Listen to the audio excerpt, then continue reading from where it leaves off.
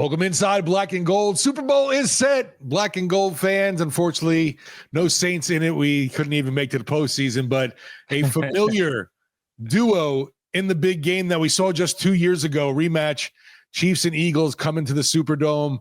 Looking forward to all the Taylor Swift hate and Nick Sirianni discuss too. It's going to be a fun week of leading up to, I think, two teams and two fan bases not many people like. Yeah, but they'll be busy, man. And I will say for the Eagles, like I do think they're the best chance to take down the Chiefs. I think they're a good team, good defense. They're healthy mainly. You know, the center obviously got hurt, but you know, I'm a big Saquon Barkley fan. So yeah, like as much as I don't like the Eagles, I do really like Saquon Barkley. So I'm glad to see him not only having success but being like dominant, like. Per touch in that game is insane. First play of the game, 6-yard touchdown. But yeah, so CJ Gardner-Johnson, Zach Baun going to be back in the building. We were kind of talking about this before we came on. One way or the other, we were going to get kind of a return to the Superdome for somebody, whether it be CJ and Zach or Marshawn Lattimore. And either way, you were going to get someone kind of probably being a dick about like, oh, you know, we're back. Yeah, you know, weren't you sad that you got rid of me, traded me away? Now, Zach, it's not going to be Zach Baun. Like, Zach is a class act and will never say anything mean to anybody. He's like one of the nicest people I've ever met in my life.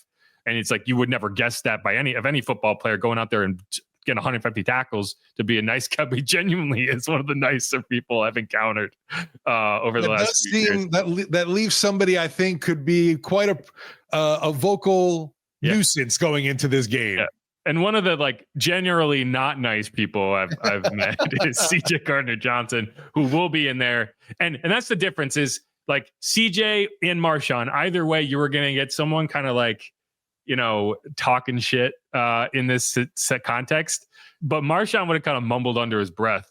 But he would have never like put it on Front Street like that he's mad. CJ will be unrelentingly obnoxious about it, I guarantee you. And it's only starting now, but we'll hear it. Either way, that's the matchup. It'll be a good game. Like what I will say is like as much as the fan bases are going to be obnoxious to deal with, and we're going to have Taylor Swift back in the Superdome, and that's going to be a whole thing. Hey, she brings in the money. The game itself should be really entertaining, and I greatly look forward to all the rational discussions about officiating that'll happen when this game occurs, because that's the new thing. Is like anytime it's all. I mean, like any close call that goes the Chiefs' way, it's like, oh my god, the fix is in. I hate it. It's so annoying. I don't like agreeing with Nick Wright, but like, guys, you need to chill the F out. Like that's ridiculous. You know, it's sad. You know, we're talking about some of the former Saint connections, and obviously there's plenty of Chief connections in Black and Gold, but I don't think there's any former Saints on KC's roster that I can think of. Yeah, it never seems to go the other way. Isn't that weird? But yeah. Anyway, so we're not here to talk about the conference championship games, although they were entertaining. Definitely. We're going to give you the news, the latest in the coaching search. Going to go through a rundown. There's a lot of things that happened over the last few days. Yeah. Other than the snow melting, which it did. We'll get through a lot of that. Give you the latest on the coaching search and where we stand right now. Segment 2, I want to play a game of Are We Overreacting?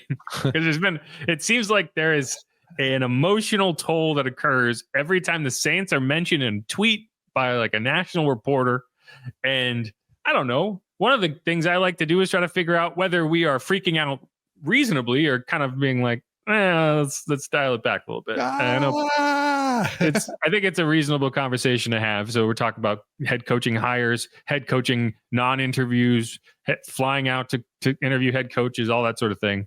Final segment, I want to get into kind of a mini Senior Bowl primer. I don't want to waste everyone's time on a 45-minute Senior Bowl episode, but there are a few players that I am very interested in. I've been kind of looking at a few today, and you know, these are guys I'm going to take a long look at when I'm out there. So that'll be the final segment.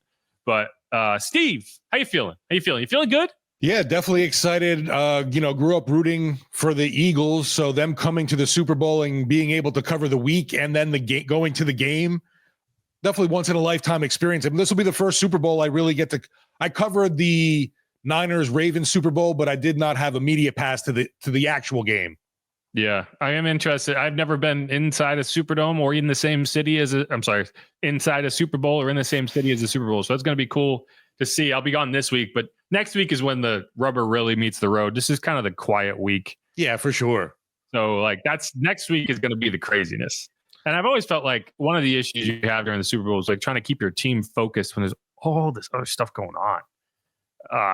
And I know for me, it's going to be rough because play hard, work hard, but I also want to play hard because of all these different venues that are going to have, I know, musical acts that we'll get to have access to.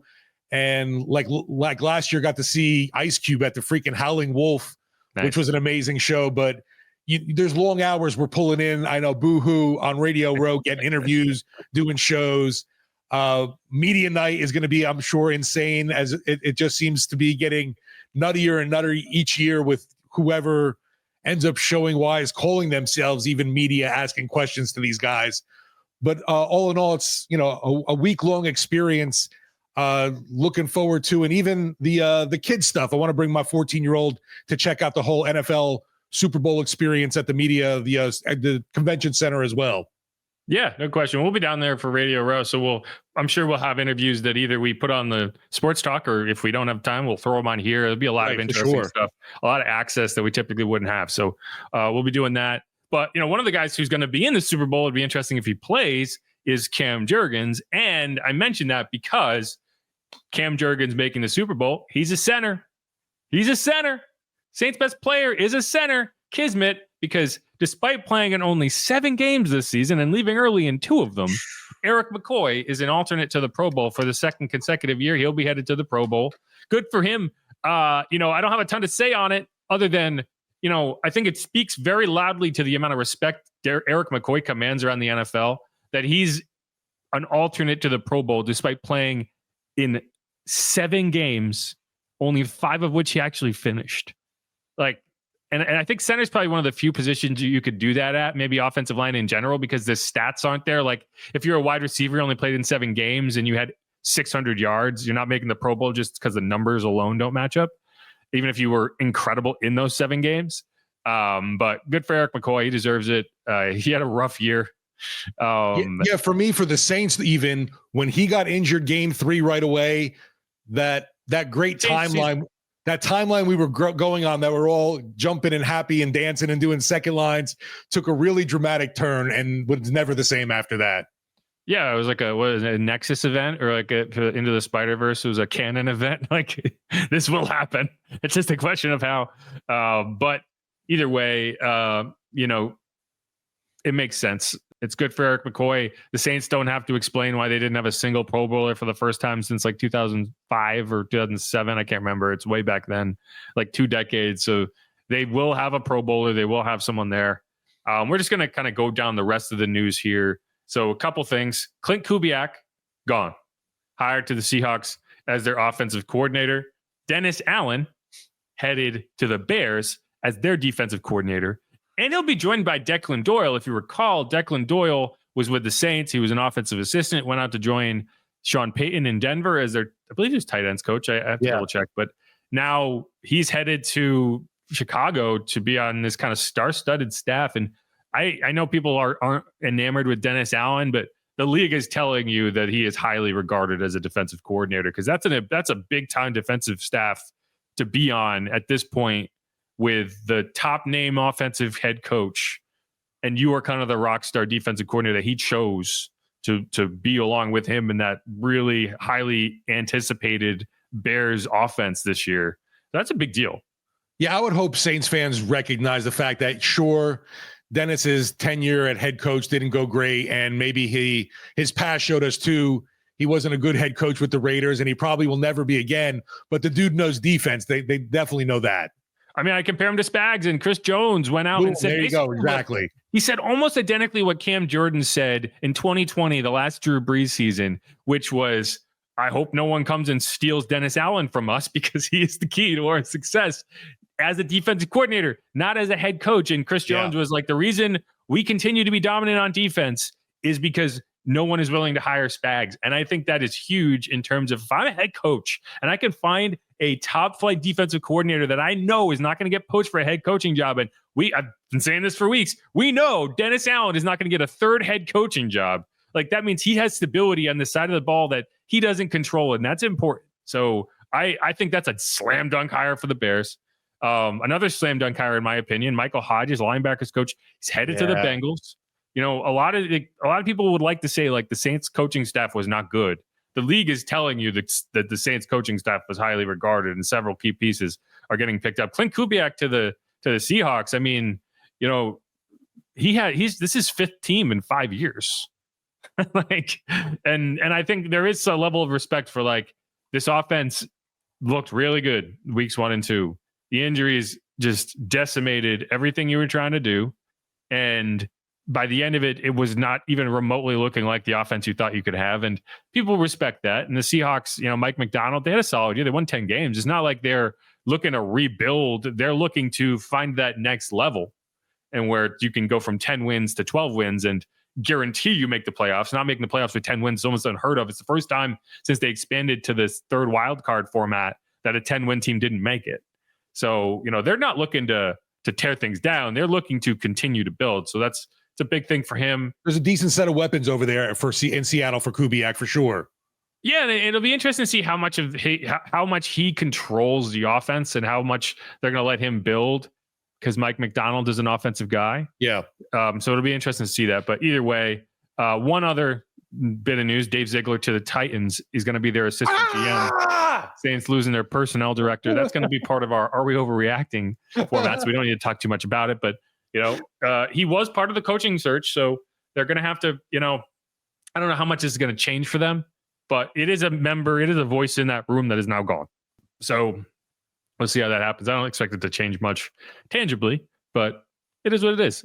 Anything else? Anything you want to mention on those before we move on? We're going to revisit a lot of that in the second segment. No, like you said, we're going to be talking about in the overreaction segment, and I think that just coupled in with the fact the Saints haven't found, they're the only team without a head coach right now, is causing some black and gold fans to jump off the ledge early. Yeah. And so let's get into the coaching search. So let's just kind of run down. Okay, what's the latest in the coaching search, right? So again, a few of these things we're going to revisit in the second segment, but the Jets hired Aaron Glenn. Joe Brady said, I'm not interested in interviewing for head coaching jobs, or at least in-person interviews. And when I say head coaching jobs, I mean head coaching job, because the only job he could interview for was the Saints, because everyone else hired him. The Jaguars did weird things and went and hired Liam Cohen. Yeah, exactly. That was a soap opera. I don't know if you followed that whole situation, but like he said, I'm good. Went back to Tampa. Tampa was like, he's like, I'll stay here if you make me the highest paid offensive coordinator in the NFL. They said, sure, but you got to sign it and not go back to Jacksonville, and we're not playing this game. And he said, okay, but he didn't sign it. He said it was a verbal commitment. Then he's back in Jacksonville. There was some really awkward situations around. My daughter's sick. I'm at the doctor's office with her. Well, his son does have I think it was his son. Okay, I thought it was his daughter. Disorder. And so they were at the hospital. Like, that's not a lie. And that made some really unpleasant interactions on social media with Bucs fans and his family. It was a whole thing. It's probably for the best that he's not there anymore, because that's got really awkward really fast, and you don't want to mess with people who are like bringing their kids to the hospital. And I believe that, but at the same time, he chose to go about that in a way that felt a little gross. Either way, he's the head coach of the Jaguars. The Bucs are now searching for their third offensive coordinator in 3 seasons. They've done it well twice. Can they do it again? Like, that's the issue. When you constantly get coaches poached, that's why Ben Johnson having a defensive coordinator he knows will be there is important, because, you know, you can nail that 3 times, 4 times, 5 times in a row. It only takes once, and everything goes off a cliff, and suddenly you're a head coach like Todd Bowles, and you could get fired just for the heck of it. At least Kubiak didn't go to the Bucs. Yeah, that's true. I mean, I don't think they want to rebuild their offense, and so I think that's probably the difference. Is like, you want to bring someone in who can be kind of a Liam Cohen clone. Yeah, I got you. And I don't know. Either way, so that's there. The Cowboys, I mean, I'm kind of stunned that they didn't at least try to kick the tires on Kellen Moore. Right. So they hired Brian Schottenheimer, their offensive coordinator. People there are not pleased. I think it's part like, we're going to give Brian a chance so that in a year or two, when Deion Sanders' contract at Colorado is up and he doesn't have to pay them however much in a buyout, this is going to be his gig. Because I don't know, that's a weird thing to do, man. Schottenheimer seems like a really good yes man for Jerry. Well, and like, I don't think it's a terrible thing for him to get the job, but for them not to even, like I said this, like the 4 best teams were playing yesterday, and all of these organizations hired coaches without even trying to interview any assistant coaches on the 4 best teams in the NFL. That doesn't make sense to me. Now, and especially Kellen Moore, you'd think they would want to interview Kellen Moore. That's so strange. But whatever. It is what it is. Unless Kellen's a guy that knows it's like, I don't want to work for Jerry, or he knows that it is odd though, with the connections you would think they'd have to the organization. Strange. And then the last one was the Raiders. They hired Pete Carroll. So the AFC West, a lot of really good coaches there. You got Sean Payton, John Harbaugh. One of the Harbaughs. It is Jim. It's Jim. Jim's the older one. Jim Harbaugh with the Chargers, Andy Reid with the Chiefs, and now Pete Carroll with the Las Vegas Raiders. Oh, yeah. Gosh. Vegas, a lot of Super Bowl appearances in that division right now. And, it is what it is. But that means the Saints are the last one on the market. And the waves were made with Joe Brady saying, I'm not interested. Former Saints assistant coach kind of got his NFL start with the Saints. The optics of that aren't great. We'll talk about it more. My understanding is like he was really never all that interested in the job. Like this was kind of something that you knew was going to happen. The problem is the Saints really needed to get out in front of it, and they didn't. And so I think that's part of the reason the Saints were eager to get this interview with Kellen Moore scheduled, because they are reportedly flying out to Philadelphia to interview Kellen Moore today. I don't know if it's happening now or what the timeline is of it, but they're supposedly in Philadelphia today to interview Kellen Moore, who is going to be down in New Orleans next week for the Super Bowl. I think you have to wait X amount of time after they played the game to talk to him too. Just today. Today is the day. Today, okay. Yeah, you just had to wait for that round to be over, which that round ended on Sunday. So this is the week that a lot of times you'll see those interviews happen. Now, I've never liked the idea of a guy accepting a job this week, because I think it takes the attention off the team, and I've never liked that. Some coaches will push it back, some coaches won't. Either way, I think part of the reason you were so eager to get this scheduled was you didn't want that to be the case again. You didn't want to have to get left at the altar of an interview twice in a matter of days and have those optics working against you. So I don't know if Kellen is going to be the next head coach. I do know the Saints really wanted to get that interview done. So that's what they're doing today. Because I think the more you waited, the longer it's going to build. And then who knows, maybe Kellen does what Joe Brady does and be like, you know what, I don't think this is the year. Because doing the interview at least puts the ball in the Saints' court of being able to say, we want somebody else. And that's the optical issue with Joe Brady, is Joe said, I'm good. And that just looks so bad for a team. And I think added to the fact that the Saints didn't even get a chance to talk to Glenn. He was like, I'm good in New York later. Yeah. And we've already talked about Aaron Glenn on the podcast. The only reason I didn't go into it. But yeah, Aaron Glenn's with the Jets. Didn't want to wait for the snow to melt to come down and talk to the Saints. And there's obvious things there. It's going to be in that underreaction, overreaction segment. The only other questions remaining, Cliff Kingsbury, does he interview for head coaching jobs? I'd be stunned if he does. I kind of feel like, he's comfortable where he is. And it would be weird for him to be like, this is the opportunity I've been waiting for. I think we can all agree, like the Saints, while I think the idea that they are such an unattractive destination that no one's going to take the job is overplayed. Like, you're going to have a head coach next year. I do think that it's, when we were ranking the head coaching spots earlier this offseason, I was like, yeah, they're the least attractive. Maybe, they're kind of on par with the Raiders and the Jets and the Jaguars. But when push comes to shove, can't put them ahead of those teams. You can maybe put them right there. And it's not like the Raiders and the Jaguars hired a coach that you were vying for. The Jets did. But even then, it's like, well, okay, there's reasons Aaron Glenn wanted to go to the Jets. It's not like it was, if you went to the Jags, I would have been like, wow, that's bleak. Yeah, I got you. Like the Saints weren't contending for Liam Cohen. They weren't contending for Pete Carroll. Right. It is what it is. But, like this was always going to be the case, is like, and that's why when Mickey talks like, oh, it's one of 32 NFL jobs, like, yeah, but one thing I was surprised with, the Saints weren't even mentioned the whiff about Ben Johnson. Well, I think that's like a good example of, hey, this is an unattractive job to the point that you're not even going to try to interview, because the worst thing you could do in this situation, if you're trying to optically be in a good place, is say, we want to interview Ben Johnson. And he's like, nah. Basically, I'm not interested in New Orleans. I'm all in on Chicago. And I think they knew that. And I think it's a mistake a team can make. It's like, getting big timed by a first time head coach. It's like, it looks bad for you. But Aaron Glenn did that to the Patriots because he saw the writing was on the wall of like, they're going to hire Mike Vrabel. I'm not going to waste my time being their Rooney Rule interview. The other thing that we can mention is the Saints have not scheduled a nominal interview with a minority candidate, which means that they are comfortable with Mike Kafka in terms of satisfying the Rooney Rule, which was a question for me. He's of Puerto Rican descent, but it's really just a question of how the NFL qualifies it. Right. But it sounds like rule anyway. Yeah, it sounds like it's good. And and like, I'll give the Patriots, I'll give the Bears maybe some shit for kind of flouting the nature of that rule, like the purpose of that rule, just because they knew they were going to hire. And so they did a bunch of interviews with some candidates that they never had any intention of giving the job to. Like the Saints wanted to interview Aaron Glenn. He just didn't come. So I'm not gonna put them on that same ship.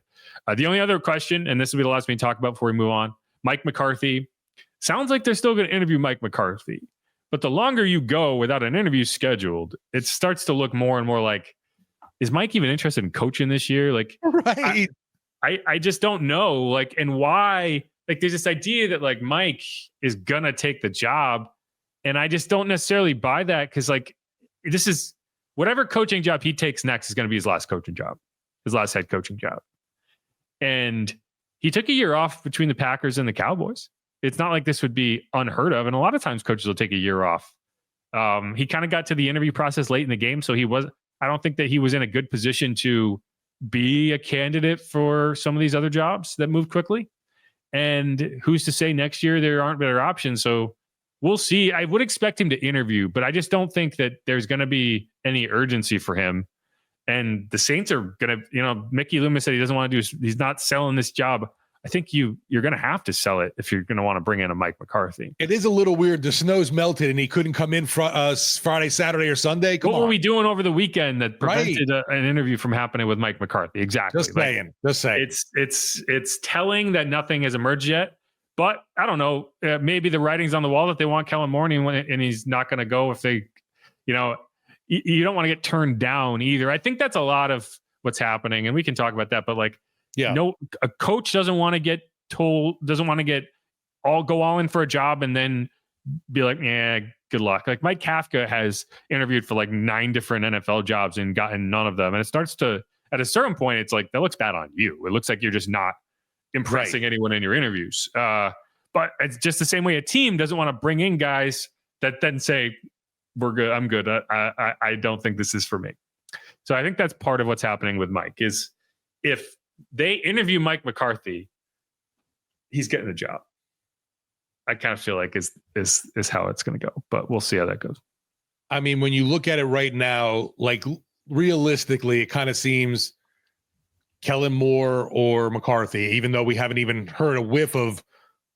There's been like the talk was this week, McCarthy's expected to visit, but there still hasn't been a time or day, hammered down. Yeah, no, obviously Mike Kafka and Anthony Weaver have to be on this list. I mean, like they did do in-person interviews. It's not like you're just taking them off. I feel it's the good old, the satisfying the Rooney Rule BS there. Yeah, well, we'll see. It would be, it definitely wouldn't get anyone excited, right. Which isn't fair to them. Kafka, I think, it was reported that he would bring Wink Martindale as a defensive coordinator, which would be a good get. He's a good defensive coordinator. It's a fun name. Yeah, we could talk about Wink. He didn't get along with Brian Dable. Like they did not like each other. But Wink Martindale to me sounds a perfect name for like a game show host. Yeah. Like Wink Martindale. Yeah. Wink Martindale. Come on down. But no, so we'll see. Either way, that's the head coaching search. That's the news. Let's wrap up this segment. We're going to come back. We're going to do our overreacting or underreacting segment, and kind of talk a lot more about some of these names and how we kind of feel about them. And we'll go from there. But this is Inside Black and Gold. I'm Jeff Nowak. As you can see, if you're watching this, my hair is going nuts. I've been trying to get it where it should be, and it's not happening. And I apologize. Just been kind of doing it over and over again. But whatever. It is what it is. It's the off season, and I need a haircut. Anyway, who dat? Go Saints. Subscribe. We'll be right back.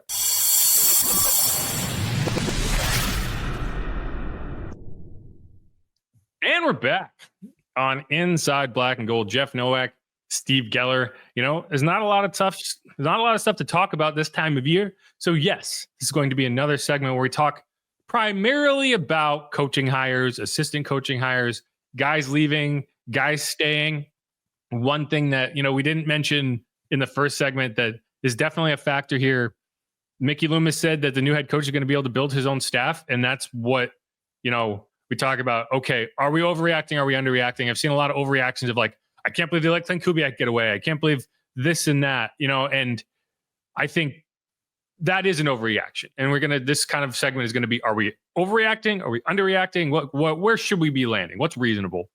And when Mickey Loomis says the next head coach is going to be allowed to build his own staff, and we're not going to block lateral interviews for guys when they have a job opportunity, and we can't guarantee them a job here.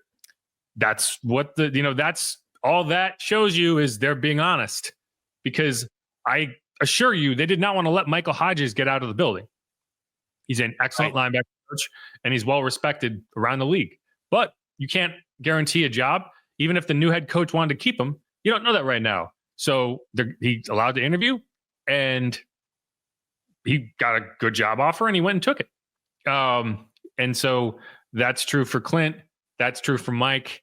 If people are reacting to that saying like, I can't believe this happened, that's an overreaction to me, because that's what Mickey said, and that's true. All I can do is listen to what the GM says and say, is he lying to me or not? And that those hirings say two things. One, these are respected coaches that deserve jobs, and two, they're putting their money where their mouth is and saying like, we're not going to force anything on these new head coaches. They're going to get the staff they want. Yeah, I mean that's the biggest thing. To me, fans at least look at this and they're like, they're seeing some lateral moves, like for a guy, Hodges, and also with Kubiak. But with whoever is coming in, the new head coach might not want either of these guys on the staff. He might have his own, group of, his gang he's going to want to bring in here. And like you just mentioned, the Saints aren't going to handcuff the new head coach, whoever it is, right off the bat, and saying, no, well, we kind of have these dudes in house. We want you to work with. So you can't fault anybody for trying to get some job security. I'm not looking as a slight to the Saints, like, oh my God, people are jumping ship. Well, yeah, I mean, like I think you have to look out for yourself there. Now, would they have probably preferred to have the option to keep Clint, to keep Mike, if the next head coach said yes? Sure. But that is a, people will complain, and this is a fair criticism. Like, the Saints take way too long to get these things done. Yes and no, because if you're looking at Kellen Moore and you're like, we want Kellen Moore as our next head coach, and they're flying out to Philadelphia to interview Kellen Moore, then this is the fastest you could do it. So, not being willing to rush the process. Like if you made this hire 3 weeks ago, then you would have been able to decide from a position of strength. Hey, we hired this person, and they say, yeah, I like Clint a lot. Then he sticks around. Because you are not willing to rush your process, you kind of have to say like, well, do what's best for you. And both those guys decided that what's best for them is to leave and take guaranteed jobs. And it is what it is. I just can't bring myself to get upset about it, because if they hire Kellen Moore, you think Kellen Moore is going to keep Clint? No, he's going to fire. Right. So, like, I think Clint understands that. We'll always have week 1 and 2, Clint Kubiak. I'll miss you. I think weeks 1. I think that's what got him a job. If he didn't have those 2 weeks, it would have been like, man, this is like. But so people got kind of paid attention. They're like, okay, things can work. You just got to figure it out. So he's going to be out there. Geno Smith. I think that Geno Smith and Derek Carr have a lot in common. Like, that's fair, right? What they're able to do, where they're at in their careers. You're expected to be a higher level processor at that point in your career. And, I think you can say all you want about Derek Carr. Look at any objective metric, and he's up high in it. Like, he had a good season when he was on the field. So I think that probably helped Clint in that regard too, is can you kind of get a little bit more out of Geno than we were able to last year? So that's where you are. Yeah, and I think a pretty decent situation for him. I mentioned I like the weapons that Seattle has, and you saw in Jigba. Oh no, is he still around? Yeah. He had a nice breakout season for the Seahawks. No question. Okay. Couple more. Aaron Glenn going to the Jets, not interviewing here. It hurt. Freak out, overreaction, underreaction. Where would you land? I was definitely, like I said, it hurt because he didn't even come in for the interview and you didn't have a chance to even and try and sell him on the Saints. But he's been here, so he kind of knows the inner workings and the operations in the building. And I just feel it's a case where, I don't know, it's going to be hard to outsell the Jets at any cost anyway. He was a guy that played there, has his ties, locked in there as well. And I just feel like their roster situation is a lot better looking than the Saints, even though who knows what's going to happen at quarterback in New York either. Yeah, I think the quarterback is the big question, but yeah, the quarterback is going to be the big question for the Saints too. So it's not like, it's a tangibly worse situation. If you can manage Aaron Rodgers, then it could be a great situation. Because I don't think Aaron is spent. I think Aaron still has some juice left in his arm. And I think, if coach gets fired midseason and it's already a situation where Aaron's tough to manage, you think Ulbrich, whatever his name was gonna unlock that scenario? No. But they do have good wide receivers. They do have Breece Hall. They have talented players, young players. So definitely. Does Glenn vibe with him? I mean, I don't know. Right. I've heard, obviously, I don't know the man either, but I just hear Rodgers is really freaking difficult. And I don't know if Glenn wants that even for his team chemistry. Yeah, and he might not be the quarterback, right? So it's tough to know. But, so the question is it an overreaction, underreaction to freak out about this situation? It's a little bit of both. Like, would I have liked Aaron to come down here and interview?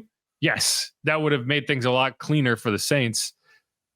Do I understand why he didn't? Yeah, sure. Like, if he preferred the Jets and he wanted to get this deal done, I think the delay is he wanted to call the Saints because, he was scheduled to come down here and interview, right? Yeah. There's some reporting out there that he wanted Mickey Loomis fired. From my understanding, from what I've heard from people I've talked to, it's not really, the way it's being reported is a little backwards. I think there's some reverse logic going on here in terms of, Aaron Glenn wanted Mickey Loomis fired. I don't think that's necessarily true, like in how that conversation went. But I do think that just like Liam Cohen in Jacksonville, the opportunity to go to a team and be partnered with a new GM where it was more of, hey, we're building this together rather than I am stepping into an absolute system with an existing GM. Perfect point. Definitely helped him make that decision, right? And so you can reverse that logic and say, well, he would have wanted Mickey Loomis fired. Aaron likes Mickey Loomis. It's not that, but you can take the leap and say, hey, if the Saints were like, we're going to fire Mickey, will you come? Just like the Jaguars did to Liam, could they have got him? Maybe. Would that have guaranteed they got him? No. Would that have made the Saints look incredibly weak as an organization? Absolutely. So I don't know. I would have been just as critical of them had they done what the Jaguars did. It's like, how haphazard it looks to go and get turned down by a coach and then say, you know what, we're going to fire our GM. Are you happy now? Like, I don't like that. I don't think that's how good organizations act. So no, that's a way better soap opera than what's going on here right now, for sure. Yeah, like it's definitely more entertaining. But like if you do that and then both the you don't know who the new GM is going to be. The interesting thing is originally it looked like Lance Newmark was going to be the GM for the Jets and they didn't. They hired somebody else. So it is what it is. I just think if he preferred the Jets, like this is a situation that I said all along, like I wouldn't be surprised at all if he picks the Jets. Again, the issue is he didn't come here to interview at all. Would he have if there wasn't the snow? We'll never know. Right, exactly. But like at that point, it was like, man, we don't even know when we're going to be able to coordinate this. So yeah, it's a bummer that he chose the Jets. And I think it does tell you, like, again, we were ranking the head coaching jobs and I said, it's very possible this is the least attractive job. And what that tells you is the Jets are higher on that list. Now I will say, like, if he had chosen the Jags, I would feel worse about it. He went to a team that he played for 8 years. He was a first round pick there in 1994, got a lot of connections in that building. Even when he left the Jets, he didn't leave intentionally. He was an expansion draft pick of the Texans. Like, so it wasn't even like he got traded away or cut. Like he just was like, all right, I guess I'm going to Houston now. So like, even if you were like if the Saints traded away Marshawn Lattimore, right? Like there's going to be animosity there. You can't even say like, wow, they traded me away, I don't even like him anymore. So I think that is somewhat of an overreaction, not a huge one, but I don't think that that's the news of this offseason that's like, oh my gosh, the Saints are a joke. Well, yeah, I mean, I think too, because a lot of folks considered Glenn the top option, and it's like, oh, the Saints couldn't even get their number one choice. Everything's in shambles. Yeah, and I do wonder if the Jets weren't on the table, if he would have come to the Saints. Yeah, I don't know, but we'll never know. And they were on the table, so it's a non-question. He's the head coach of the Jets. Next topic: Joe Brady saying, "Nah, I'm good." Overreaction, underreaction. Where do you land? I definitely wasn't surprised, but I guess I understand why folks are upset. The fact he wouldn't even come and even speak, considering one of 32 jobs in the NFL. But the Saints situation doesn't have that top pick right now, or that stud, top quarterback in the draft that you can get, or one that's on the roster. So I kind of understand, like I do with Cliff Kingsbury, if you want to stick around with the QB you have around right now. Yeah, I mean, you're in a great situation, right? You're in Buffalo. And that's why, like, I don't know, what was it, 4 weeks ago, when we did a podcast and we were talking about this? It was like, yeah, I mean, to me, Joe Brady's on the Ben Johnson track from last year, where it was I don't think this is the right call. And realistically, Ben Johnson should have gone to the Commanders. He turned him down. Dan Quinn was the last head coach hired in that cycle, and it worked out pretty well for Washington, didn't it? So not getting your first choice isn't always a terrible thing. All that said, it is not an overreaction to be upset and kind of freaked out that a guy who used to work here wasn't even willing to take the interview, because that just says, like, and like, that's what I've kind of come to understand from conversations is like, okay, he wasn't going to take this job. Like, he wasn't really that interested in this job. And they knew that a while ago. Like, I don't think anyone within the Saints building really thought Joe Brady was going to be the next head coach based on all that information. But that doesn't make the optics of it any better. That doesn't make the situation any better, because that just means that you couldn't sell a guy on this job. And maybe that's part of it. Maybe he's like, if I go down there, they're going to sell me on, and I'm going to have a really hard time saying no to my first head coaching job. If I get wined and dined and wooed and whatever, it's going to be hard. And maybe it's better off to not do that at all. Or maybe because he's a dude that has been around the building and he knows what goes on here. He's like, I don't want to be a part of this situation. Your first head coaching job, I think the smart thing to do is to be really particular about the situation you end up in. And whether it's about the leadership in the building or the situation, I don't think anyone should look at this job and be like, yeah, that is a dream scenario for a first-time head coach. Just like Washington wasn't a dream scenario for Ben Johnson last year, just like Bobby Slowick went back to Houston. But that's why the only reason it really surprised me a little bit that he wasn't able Bobby to. Slowick got canned. Bobby Slowick got canned. Bobby Slowick, the guy everyone was like, oh, we want this guy. He's turning down jobs last year to stay with the Texans. They fired him. And part of that, I imagine, was due to CJ Stroud taking a step back in year two. And the numbers are not great for CJ when you look at him. Like two fewer games started, double the interceptions, 70 or 57 something, like less yards per game, 14 more sacks taken this year. Like, he took a serious step back. Even, they made the playoffs. They won a playoff game. And he had a better running game this year. Yeah. And he got fired. So, it doesn't always work out for the best. But Joe Brady, it always kind of made sense to me for him to stay in Buffalo. Again, though, the fact that he was not willing to come down here and just take an interview, like, I think as a head coach, like Ben Johnson went to Washington, he took the interviews, right? And as a head coach, as a aspiring head coach, I feel like there's value in just getting an interview done so you know what the process is like. And so to me, the optics of that alone say he was so not interested in this job that he wasn't even willing to do that. And like I said in the first segment, as a coach, you don't want to create the narrative that teams are interviewing you and turning you down and saying, I'm good, because then you go for another interview and they're like, well, what did you do wrong last time that we don't know about? And so I think there's part of that. He didn't want to be the guy getting turned down. But it just kind of shows you like, yeah, the Saints were the least attractive head coaching opening in this cycle. And Mickey Loomis's sales pitch of we're one of 32 jobs didn't go very far in that regard. We'll just change the whole narrative. He worked with the Saints. He worked with LSU. It's got to be he just hates Louisiana now. Maybe that's it. Maybe he didn't want to come back to the humidity.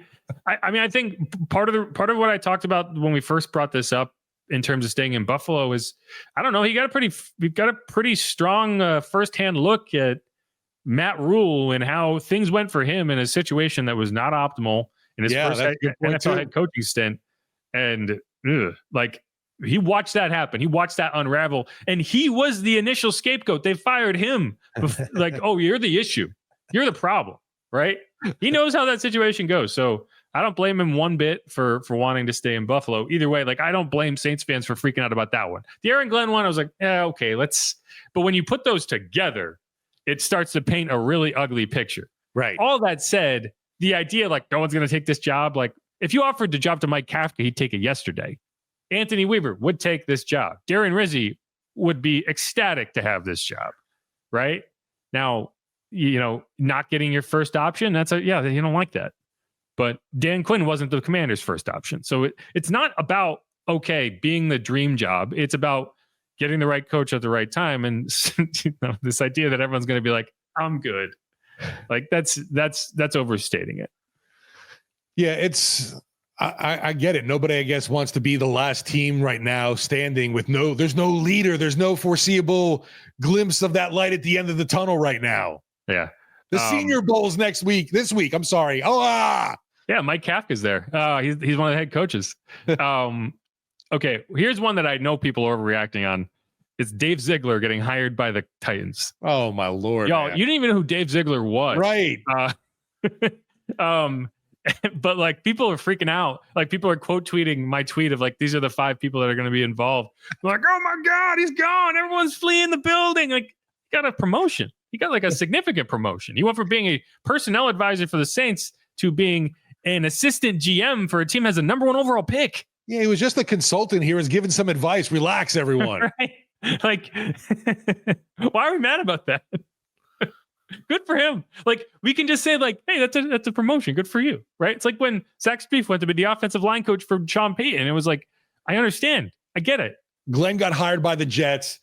What happened was Ziegler throws his papers down and goes, I'm out of here.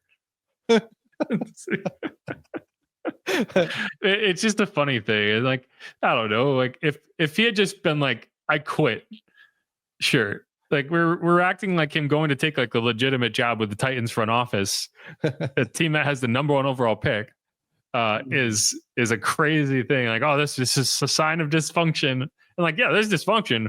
I'm not going to sit here and tell you there's no dysfunction in that front office. That's not the sign. That's just a guy taking a job. Yes, the Saints, the Saints fans had their targets, and bang, the Dennis Allen one went down, but you still got Carr and Loomis around that they're getting a fire constantly. Yeah, and hey, I get it. I get it. I'm not telling you you're crazy, but I think that's an overreaction. That's why I'm not, and I've been saying like you're completely off base. I'm just saying maybe overreacting a little bit in these situations. One more, the Saints flying out to interview Kellen Moore. I've seen a lot of people go a little crazy on like, this means he's the head coach. I mean, I think they're very interested in Kellen Moore. You wouldn't fly out to interview a guy if you weren't very interested in Kellen Moore. But I think this is a lot more about not wanting to be shot down by another head coaching candidate because you waited until the end of the week, which who knows, like the schedule that you'd have to deal with if you waited for him to get to New Orleans would be a lot more complicated. And I think they just wanted to make sure they had something on the schedule prior to that game so that you're not getting this situation again like you got with Joe, where it's like, it looks like, hey, he just had no interest ever, and it's because of your situation. Now, after having interviewed him, you can be at least in the driver's seat of deciding or not deciding. I think that's really what it's about. And the only way to make sure that was the case was to go out there and do it in Philadelphia because, I don't know, he's busy. Like, this is not a week where he wants to fly down to New Orleans, fly back to Philadelphia or wherever he stays, and then do it all again for the Super Bowl in 2 weeks. So I think that's I think that's an overreaction on the positive end of like, this means Kellen Moore is the next head coach. He very well could be the next head coach. I just don't think that flying out there is the sign that's like, oh, this is for sure. No, like you said, it's like they're going to have to go to him because he's kind of doing his other gig right now, getting ready for the biggest game of the year. It's kind of funny that, like you said, it would be having to fly here, fly back, and then fly back here again kind of thing for him. But obviously Moore has huge interest for the team, or they wouldn't be going out. It's not a situation, I think, where it's still a feeling out process. They know he's at least interested in taking the job. It's not like, a Joe Brady situation going, I'm good. I think he would have told them, no, I'm focused on Philly right now, and I have no interest in becoming the Saints head coach. We'll see. I mean, I wouldn't be stunned if he doesn't have interest, but he's willing to take the interview. Just like I said, like getting a head coaching interview is valuable experience for the next head coaching interview. You don't want to be turned down.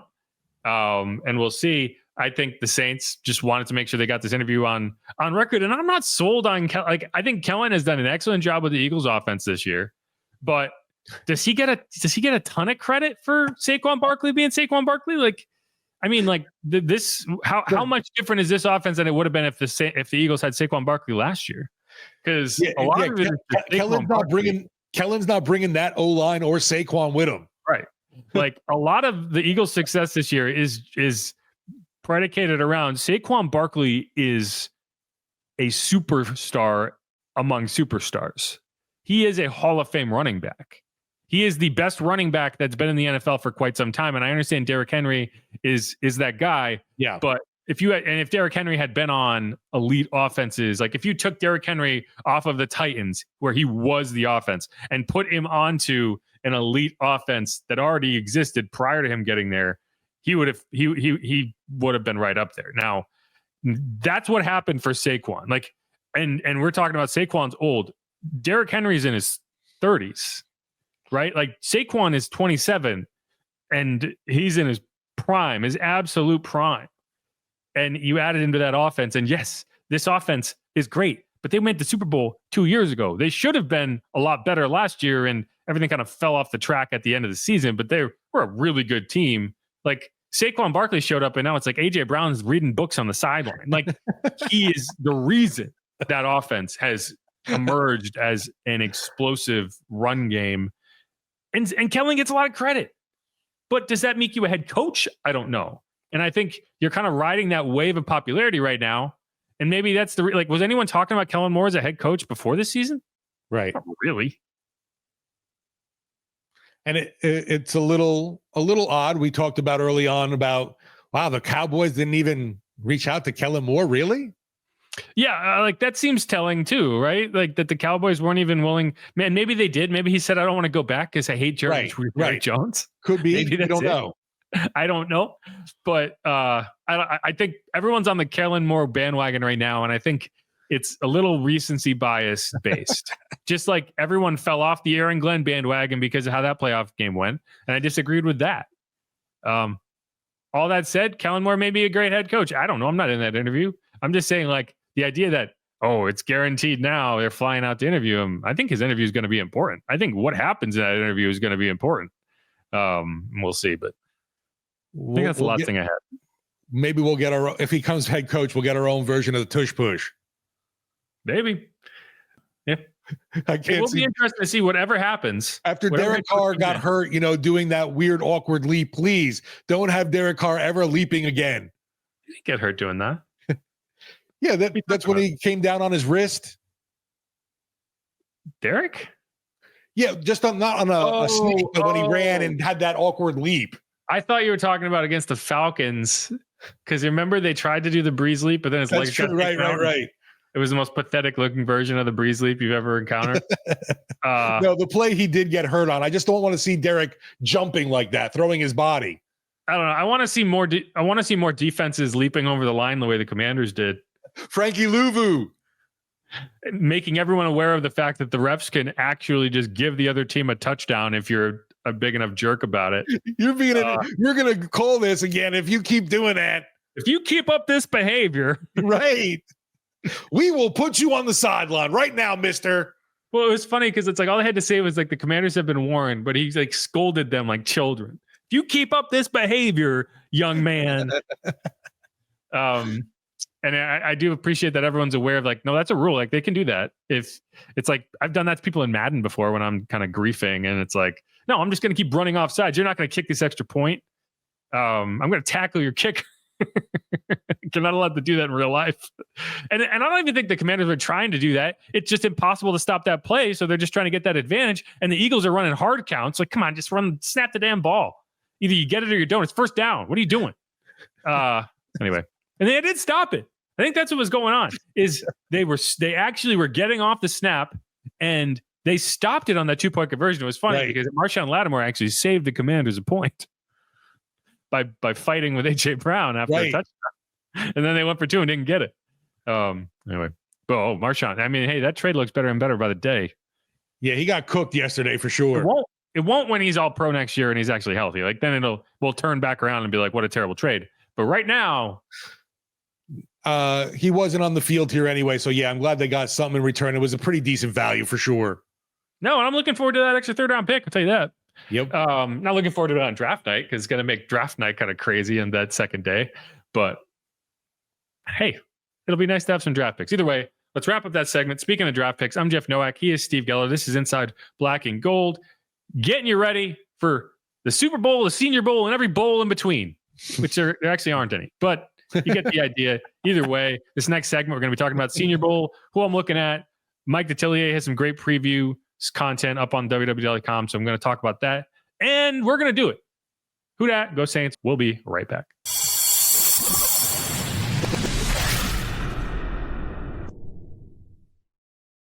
And we're back on Inside Black and Gold. Jeff Nowak, Steve Geller. I'm getting all packed for Mobile. You know, this is a funny. I thought about it, Jeff. Sorry, we got Pro Bowl and Shrine Game too, or other bowls. But it's not a bowl. It's a game. Pro Bowl. No, it's the East-West Shrine Bowl. You're right. Not the Shrine Game. Is that considered a bowl or a game? I think it's a bowl. Okay. But what is a bowl? Really? Whatever. What is a bowl or a game? Pack one and head to Mississippi. That's what you're doing. Alabama. That's right. Never mind. Sorry. I'll drive through Mississippi very, very briefly. Very briefly, right. But okay, so the funny thing about the Senior Bowl is the weather is sometimes it's cold, sometimes it's hot, sometimes it's raining. If it was last week, it would have been snowing. We might get snow again before the Super Bowl. It's going to be cold enough, so it wouldn't be as fun the next time. But getting ready to go. One of my big things is I go out to Mobile. I eat at Cookout, and I have a good time. And Steve never been to Cookout. If anyone listening has been to Cookout, you understand, because Cookout is. If there was a Cookout in Metairie, Louisiana, people would line up for it. I don't know why it doesn't exist here, but they have every other fast food restaurant on the planet. They just don't have Cookout. Yeah, and growing up, I don't know how long they've been around, but in Jersey, when I never heard of them either. So I don't know if it's just you had mentioned the Carolinas, and then also obviously Bama. Yep, there's one in Tuscaloosa. There's one in Mobile. I'm sure there's more, but that is my ritual. I drive out to Mobile, Alabama. I go watch a football practice, get a sunburn on one side of my face, and then eat a crap ton of cookout. Anyway, so this segment, we're going to talk a little bit about some of the players I'll be watching. If you're interested in any type of preview on the Senior Bowl, Mike Detillier put together a watch list that, the offensive version of this watch list is up on www.com right now. There's 12 players, a few quarterbacks in there that he's got high grades on that he's going to be watching, guys that, more so than anything else can either raise or lower their draft stock based on what happens. And, one player that I'm fascinated to see how this goes with is Jalen Milroe. Now, I know there's a lot of differing opinions on Jalen as a player, but from a talent perspective, I have a hard time finding massive differences between him and Anthony Richardson, just from a physical perspective, from, okay. We can say Jalen, I think we just saw Jalen a lot more, and it became clear that Jalen needs a lot of work to be an NFL quarterback. The same things were true about Anthony Richardson. He just benefited from limited tape. Right. And Mike has Jalen as a late first round pick. And I tend to agree. I think what's going to happen with Jalen is he's going to go out there and he's going to show off this insane physical skill set for the quarterback position. and people are going to be like, holy crap. Like this guy is an elite athlete. And we can work on some things. Like he might not be a day one starter, but he can be an NFL starter. And we just have to figure that out. Because the big thing for Jalen that's going to help him is, and by all accounts, this is true. He's a great locker room guy. Like he's a leader, and that's going to come out of these interviews. That's going to come out. These coaches are going to be like, we can coach a lot of these things. We can't coach what he's able to do physically. And so I'm kind of fascinated to see whether he does leap into that first round draft conversation or stick where he is right now in that mid day 2 range. Because if he does, then I think the Saints should be drafting him personally. If they can get him in the second or third round, second might be a little high. I don't know if I want to spend 40 on a developmental quarterback, knowing that I already have a developmental quarterback. But maybe that first third round pick, and I have 2 third round picks. I am more than willing to bring him in and kind of be that dual threat guy. And a lot of it depends too on, hey, do I have Kellen Moore as my head coach? Because I don't know. Jalen Hurts and Jalen Milroe, they even have the same name. Like I feel like they're very similar in terms of physically what they're able to do, both Alabama quarterbacks.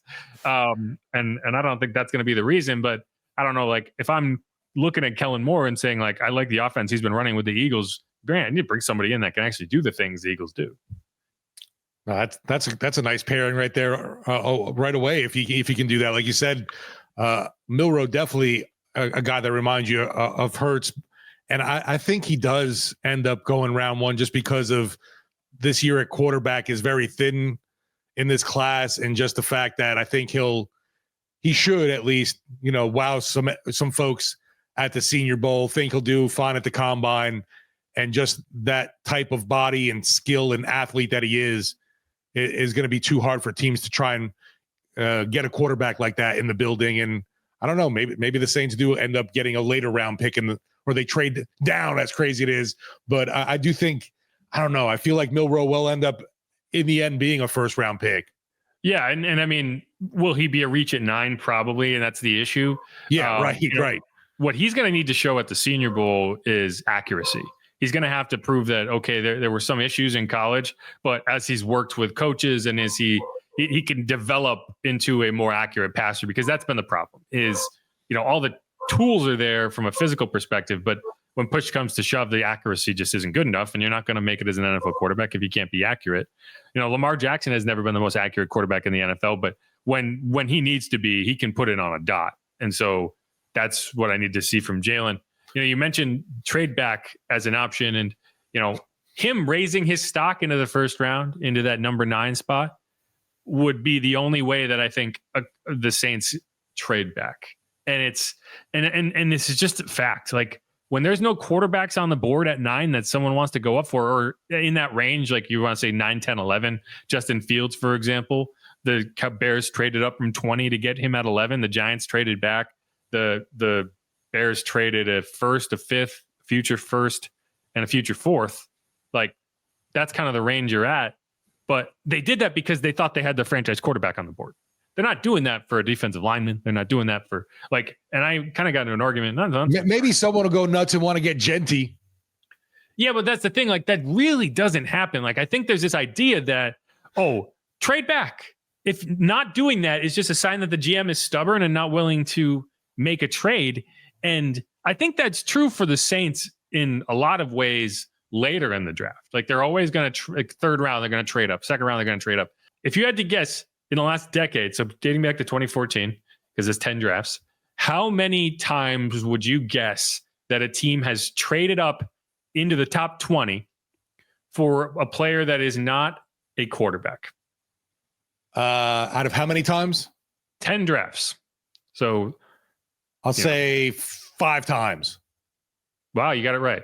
Whoa. That's it. Over the last decade, it's happened 5 times. And even that's a stretch. And I looked this up this morning because someone challenged me on it because I was like, I bet it's happened 5 times. And they were like, well, yeah, it's a team like the Eagles trading up from 12 to 10 to get Devontae Smith. It's like, why wouldn't you do something like that? And they're like, yeah, sure, if that's on the table. But it really takes a true star that has fallen to make that happen. And in most cases, that's because quarterbacks go, and some of these star position players that probably would be a top 3 pick don't go there because the quarterbacks push them down the board, or there's a lot of offensive linemen and you have a star wide receiver. So I said, it's probably about 5 times. And someone challenged me and said, I don't know. And so I was curious, and I went ahead and actually looked this up. It had been exactly 5 times. And the reason I put it at the top 20 is because trading into the back end of the first round does not cost you much at all. Right. Like the Panthers traded up from 33 to 32. It cost them a 5th round pick and they got a 6th round pick back. Like it literally only cost them, like trading back from the 5th to the 6th round, to turn the top pick in the 2nd round into the last pick in the 1st round. Right. So like those trades in that range are not going to get you nearly as much. And we're talking about the number 9 pick. So those really don't compare. So if I cut that off at the top 20 and we ignore like the Chiefs trading to get Xavier Worthy at 28th, then you are looking at, and last year it did not happen, none in 2024. In 2023, the Texans traded up from number 12 to number 3 and drafted Will Anderson. And even that's a tough example because they also took CJ Stroud. If they had just put the cards up there in a different order, you would have said it was for the quarterback. Instead, it's for Will Anderson. But realistically, they traded up because they wanted both guys, and they ended up drafting Will Anderson at number 3, and they also took CJ Stroud at number 2. That's an example. That's one of the 5 examples. The other ones, both in 2021, the Eagles traded up from 12 to 10 for Devontae Smith, but the Eagles also traded back from 6 to 10 so that the Dolphins could go get Jalen Waddle. So the Eagles were involved in both these trades, and it was a 2021. If you recall, the Eagles were all over the place. Like that was just a draft where the Eagles were moving all around. So that's kind of an outlier. It happened twice in 2021. Still only 5 total, because the next one, you go back to 2015, the Chargers traded up from 17 to 15 to go get Melvin Gordon, the running back. And then the only other example dating back to 2014, which is a decade, and it's a stretch, is the Saints actually went from 27 to 20 to go get Brandon Cooks.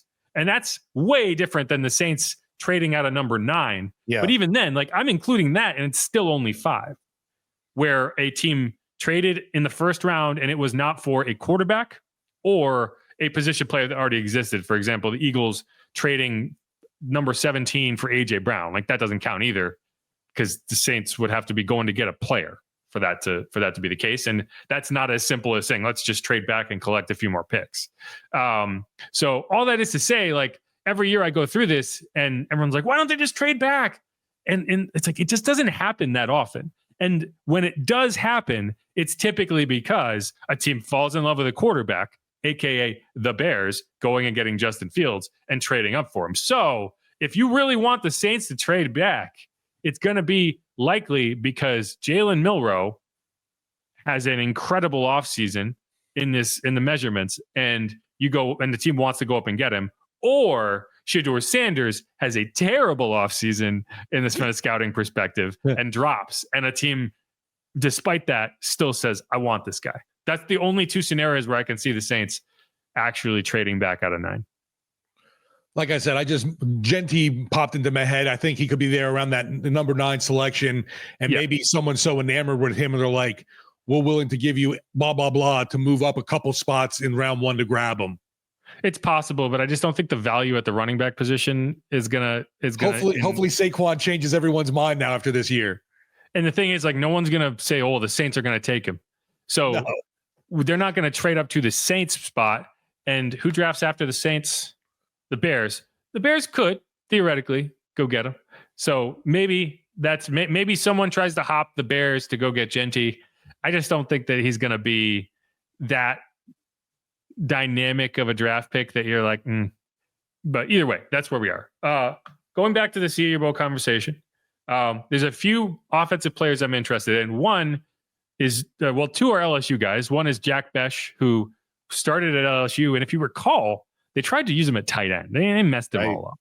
Like Ed Ogeron, like he got there a couple seasons too late when Ed Ogeron had really kind of checked out. And, he was still a very good player. And I was really intrigued with his skill set, even though they were misusing him as a tight end. And then he went to TCU, had a 1,000-yard season. There's another guy who did a similar thing went to Nebraska. It was Trey Palmer had a 1,000-yard season after transferring away from LSU. Like, they didn't just stop getting top-end wide receiver talent after Justin Jefferson and Jamar Chase left. It just wasn't utilized well. So I'm really intrigued at Jack Besh. I think he's going to be kind of a day 2 option that they could bring in. And the other one's Mason Taylor. I think he's kind of fallen off of radars a little bit because the offense this year wasn't as dynamic as it was with Jaden Daniels, which of course not. How could it be? But I think Mason Taylor is a top tight end prospect. So both of those guys, LSU guys, that I'm really intrigued to look at. Yeah, I mean, I know the old adage of Saints fans who feel like, any LSU players have no chance of getting selected by New Orleans, but we're changing over leaves here, and I don't know if the new regime that comes in will be thinking the same way. Yeah, they still haven't done it, but I do think that was more of a Sean Payton thing than a Saints draft trust thing. Because I think Sean just didn't want it to become about homecomings and shit like that. Agreed. I don't think that's going to be the case anymore. That doesn't mean they're going to start drafting LSU guys just to draft LSU guys. But I do think that was more about Sean Payton than it was about anything else. Couple others. 2 offensive linemen that I'm really intrigued at. One of the Saints' actual clear needs. And I don't think when you're in the Saints position, you should be drafting for needs. But when you get into the second round, if there's a guy that you're high on that is a need, that's where you go. And Armand Membu out of Missouri. I don't, this pronunciations I'm a little off on. I need to nail that down. And then Jonah Savanaya out of Arizona. Both guys, 6'3", 6'4", 330 pounds, long arms, great guard prospects who could potentially kick out to tackle in a pinch. They played both positions in college. The measurables all came out today, and that's a question with some of these guys. It's like, okay, are they bluffing? Are you really 6'1" with 32-inch arms? And like, you never really know until you get out the measuring tape at the Senior Bowl and the Combine. Both these guys, I was intrigued before they got the measurements out, and the measurements only made them look even more promising. Both are going to be fringe first-round draft picks. If either is there at 40, I'm pulling the trigger. Based on what I see now, and we'll see. I think what's going to end up happening is that's going to be a pretty well taken observation, is like these guys are first round picks, and that's going to come out in Mobile this week. But interior linemen are tough. You never really know where they're going to get kind of pushed to, and where's the value. Like Cesar Ruiz is like he was kind of a fringe first round guy. The Saints pulled the trigger on him. Do they regret it? Maybe. Guards are not a premium position, but you do need them. So if they can get one of these guys at 40, I'm intrigued. But those are 2 guys I'm watching closely, both on Mike Detillier's watch list. Yeah, we've talked about it, I think, endlessly with the fact with this team. I wouldn't be surprised, addressing anywhere. There's so many needs along this roster. But man, for me, for sure, O-line and D-line need major reinforcements, especially both interiors, honestly. Yeah, if I'm, it's like if there's a premium defensive tackle like a Mason Graham, the guy out of Michigan, like out there at 9, sure, I'm pulling the trigger on him. Yeah, I'm not drafting a defensive tackle at 9 just because I need a defensive tackle. I'm drafting the best player because the Saints just need talent. They don't need to start plugging people into positions at number 9. They need to pick the best player and figure it out from there. If that's, I don't think it's going to be Ginty. I think that's the one position I wouldn't draft, just because like you need so much more than a running back, and running back careers are not that long. And I don't want to do what the Giants did and waste a guy's prime as I figure it out just because he's the best player. So I do think I would rule them out of the running back situation in the first round. In the third round, I'm all for it. But I'm not going to just take a defensive tackle because I want a defensive tackle and I feel like that's a position of need. In the second round, that changes. And so I say, hey, guard. I'm very intrigued in a couple of these guard prospects that might be there. I'm also very intrigued in some of these defensive tackle prospects. And the guy who really, just in terms of the measurements alone, and that's all we really have to look at right now. We'll have more by the end of the week. Deion Walker, Kentucky. 6'7", 340 pounds. You want a big boy who is not going to get moved. It's that guy. 6'7", 340. Now, 6'7" as a defensive tackle is not necessarily a good thing. But if you have the weight to justify the 6'7", you can live. Like Brian Brzee, one of his issues is he's long and tall, but he doesn't have necessarily the size to, you can get under his pads and move him a bit too much. And that's why he's a more effective pass rusher than a run stopper. When you're 340, you're not getting moved. You're a tree stump, and you're a tall tree stump. So you can just kind of be there and take up space. And he's just got these long arms. You can just grab people and bear hug them in. He's fascinating. And that's the type of player that I think the Saints are lacking. They don't have a dynamic big dude who's just going to eat space in the interior. So Deion Walker is one of he's not on Mike's watch list, but he's on mine. That's like I said, the interior of both O-line, D-line are so lacking to me. I'm looking for any kind of help, and you can sell me pretty much anywhere on the board to add into the roster because it hasn't been good. And I'm sorry, the D-line, especially with the run game giving up, the run defense was a huge letdown the entire season. And I feel like, it used to be a hallmark of how much the Saints were able to slow down opposing running backs, and that's just not the case anymore. Yeah, the other position I'm watching pretty closely just in general is cornerback, because I think the Saints are going to be pretty aggressive in the quarterback market, because we'll see what they do with Paulson Adebo. Right. I wouldn't be surprised if they bring him back, but I also think you just have to kind of restock that position every year. And now that right now under contract is only Alontae Taylor, Kool-Aid McKinstry, Rico Payton. That's not enough. Whether it's a guy who's going to be more prone to the slot, whether it's going to be an outside corner and you shift one of those two guys into the slot and say, that's my new slot guy. I don't know, but that's a position I'm not necessarily nailing down. I'm watching this guy. I'm going to kind of take that as a position where I just watch vaguely and allow people to stand out and then go from there. That's what I like to do at wide receiver, cornerback, running back, more so than saying, I'm going to stare at this guy the whole time and see how he looks. But yeah, that's my other position. That's you got to take it seriously. Yeah, and I think you brought it up. To honestly, the only position I'm you can hold off on that is really running back, and that's because you have Alvin. But he's not obviously the long term. I know he's still short term. Yeah, see, I say that in the first round. I don't say that this draft. I do want to bring a running back. Right here. Now, I don't necessarily want to do that at 9. I don't necessarily want to do that at 40. But where did you get Alvin? You got him at the top of the 3rd round. That's where I want to go shopping for running backs. And I think that's, you brought in Kendre Miller, and, obviously that hasn't worked out, but I don't think the methodology there is the issue. I think that's where I want to be targeting running backs, is same way that's where I want to be targeting tight ends. I just haven't done it. Is 3rd round, day 2, mid-day 2, right? Early 3rd round. If I have 2 3rd-round picks, there's no reason I'm not spending at least one of those on a running back or tight end, and ideally both. I wouldn't mind having both my 3rd-round picks be a running back and a tight end. We've seen the Saints have massive success with 3rd-round running backs and tight ends. Yeah, and I think we've mentioned too, just tight end has been a position they really haven't addressed much of late. At all. And it boggles my mind. Even though Dalton Kincaid, man, back to the NFC Championship games, catch that ball, man. Catch that freaking ball. He's a guy that I thought the Saints would have interest in. He was the 1st-round pick in that draft.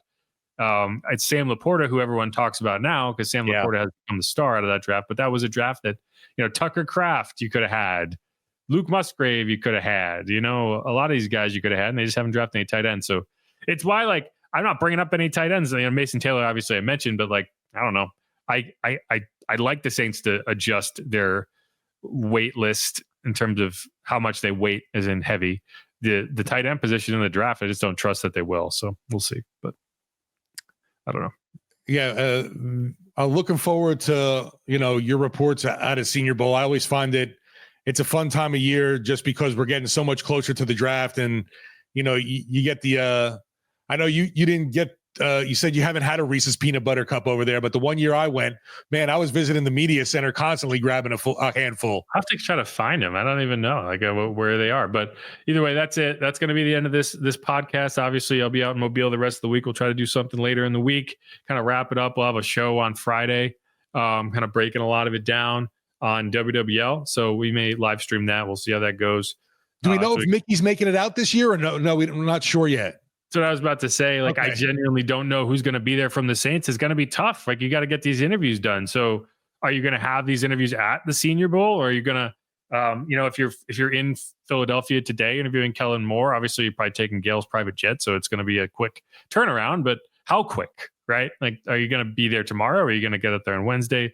Who from the Saints is going to be out there? We didn't mention, but Jari Evans is going to be a position coach. A few other guys, a few other offensive assistants are going to be out there as position coaches. So it'll be a good opportunity for them. Kevin Petrie is going to be one of those guys, been around forever. So it's always, I'm sure, helpful for the team.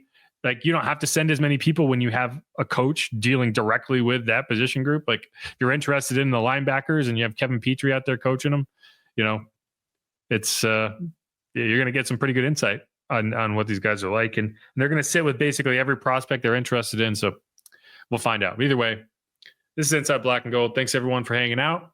I'm Jeff Nowak. Hopefully we have a head coach by the end of this week and we can start talking about the head coach and not who the head coach might be. But we will find out. Any parting wisdom, Steve, before you hit the end button? No, just excited for Super Bowl time coming to New Orleans, and mentioned it. This is going to be the first time I'm getting to actually go to the game. So, like, bucket list check mark is pretty cool. Woot woot. All right. Who dat? Go Saints. Easy, y'all. Peace.